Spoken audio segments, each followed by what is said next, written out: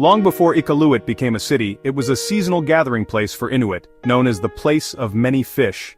Families came to fish Arctic char in the Sylvia Grinnell River, moving with the seasons and the animals.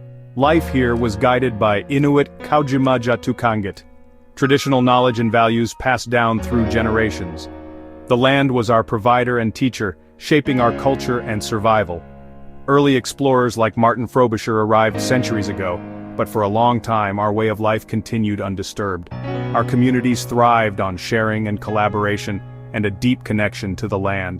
The outside world called this place Frobisher Bay, but to us it was always home. The river, tundra and sea ice sustained us, and our stories kept our heritage alive. These deep roots are the foundation from which modern Iqaluit has grown. Even as the city rises, the spirit of the land and its people endures. Iqaluit's story begins with this enduring relationship between people and place. The Second World War and Cold War brought sudden change to our homeland. In 1942, the U.S. military built an air base here, transforming the landscape and drawing Inuit families into a new wage economy. The settlement grew rapidly, shifting life from seasonal camps to a permanent community. The Cold War made Iqaluit a strategic outpost, with radar stations and Southern-style infrastructure imposed on the land.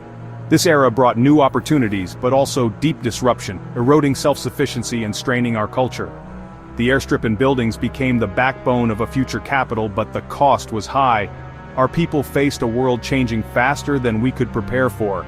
The legacy of this time still shapes Iqaluit today. The transformation from outpost to capital is a story of Inuit resilience and self-determination. In the 1970s, Inuit leaders fought for land claims and a new territory, Nunavut, our land. The 1993 Nunavut Land Claims Agreement was a historic victory, paving the way for self-government. In 1995, a plebiscite chose Frobisher Bay as the capital, and the community reclaimed its original name, Iqaluit. This was more than a name change. It was a powerful act of cultural reclamation. On April 1, 1999, Nunavut officially separated from the Northwest Territories, and Iqaluit became its capital. The city grew rapidly, with new government buildings, homes, and businesses. Iqaluit became the political and cultural heart of Nunavut, a symbol of our dream to govern ourselves. The journey was challenging, but it marked a new era for our people. In Iqaluit, Inuit culture is alive in every aspect of daily life.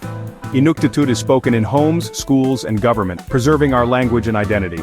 Inuit art, carvings, prints, and tapestries fills the city, telling stories of land and spirit.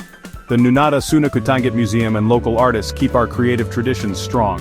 Inuit Kaujimajatukangat guides our government, blending traditional values with modern decision-making. Elders teach drum dancing and hunting skills to youth, ensuring knowledge is passed on. Hunters use snowmobiles and traditional sleds, showing the fusion of old and new.